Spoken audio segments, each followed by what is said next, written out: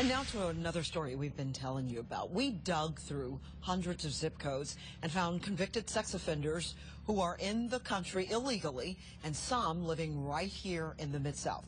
We've pinpointed the communities where those offenders were released. As Fox 13's Justin Gray reports from Washington, the federal government is not keeping track. 38150. We dug through a database of hundreds of zip codes nationwide and found Memphis neighborhoods where undocumented immigrants who are convicted sex offenders were living when released. They shouldn't be here.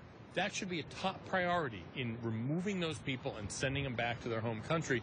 The government has tried to deport most of these people, but a Supreme Court ruling requires they be released after 6 months in jail if their home country won't take them back.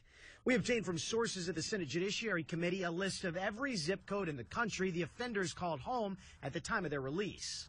I'm standing in 20002, a zip code just a block from the U.S. Capitol. An undocumented sex offender was released here, but a key thing to remember is in these documents, ICE officials say they can't and don't track where those offenders are now.